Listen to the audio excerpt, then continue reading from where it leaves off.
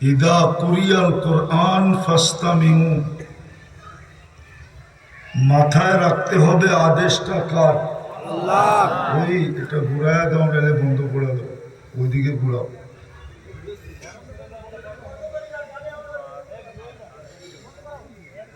যেটা বুঝাইতেছিলাম, এইদিকে এইদিকে এইদিকে মনোযোগ। শয়তান কিন্তু চাবে না আপনি আজকে মনোযোগ দিয়ে শুনেন, আর পরিবেশটা নীরব থাকুক। কেননা শয়তান জানে, শয়তান ভালো মতে জানে যে আল্লাহর বিরোধিতা যদি করাইতে পারে তাহলে এই আয়োজন বেকার,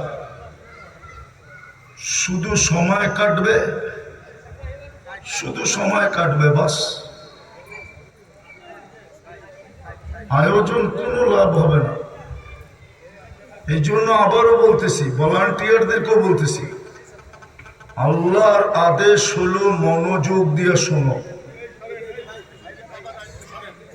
দ্বিতীয় আল্লাহর আদেশ হলো, দ্বিতীয় আল্লাহর আদেশ পরিবেশটাকে বিলকুল নীরব রাখো। মনে হয় বুঝাইতে পারি না। পরিবেশটা বিলকুল নীরব, আওয়াজহীন, আর মনোযোগ পরিপূর্ণ। তাইলেই কিন্তু আয়োজন সাকসেস হবে, সফল হবে, নাইলে কিন্তু আয়োজন সফল হবে না। যুবকদের পরিশ্রম মাটিতে মিশা যাবে, আর শয়তান এটা চাবে। কেননা শয়তান জানে ও বিতাড়িত হয়েছে আমাদের কারণে, মানুষের কারণেই শয়তান বিতাড়িত।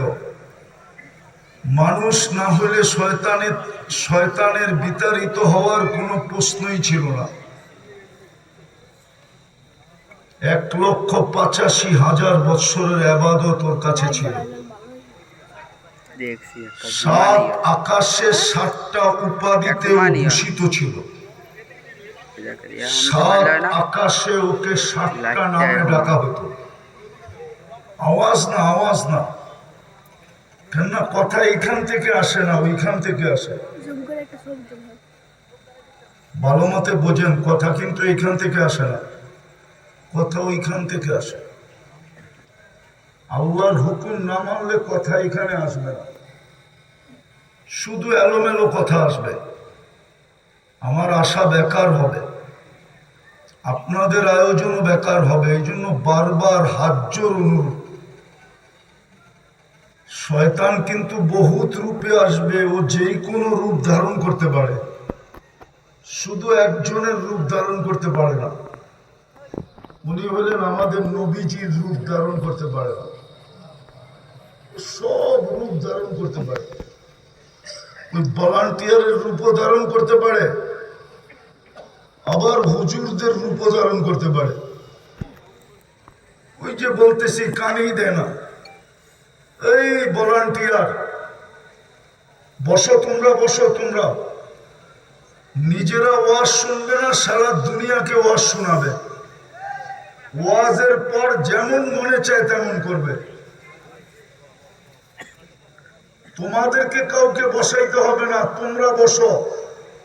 যারা আয়োজন করছো ওরা বসো, পাবলিক বসুক আর না বসুক, বসো বসো, নাইলে কিন্তু কথা শুরু করবো না। গাড়ি কিন্তু স্টেজের কাছে নিয়ে আসছি, বৈশাখ ঘুরে চলে যাব। হ্যাঁ হ্যাঁ, আবার এইদিকে এসে কে? বসো তোমরা, বসো।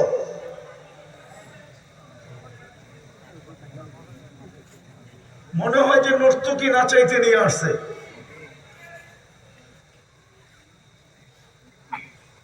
বিলকুল নীরব।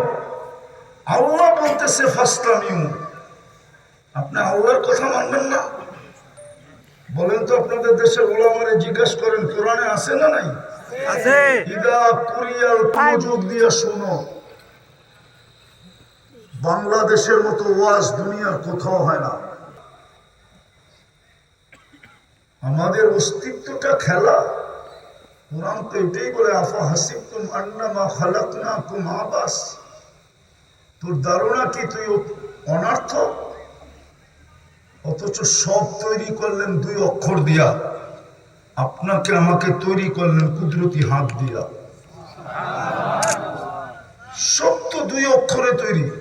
কোন ফাকান, কোন লিখতে দুই অক্ষর লাগে, কাফ আর নুন। এই বিশাল আকাশ দুই অক্ষরে তৈরি, যার লম্বা পাশ দুনিয়ার কেউ জানে না। বিশাল জিবরিল রাসূল ফাওকা সাবে সামাওয়াত, যার মাথা 7 আকাশের উপরে চলে যায়। রিজলুহু তাহতা সারা, যার পাশ বিলকুল অথই তলদেশে চলে যায়। সিত্তু মিয়াতু জানা, 600 ডানা।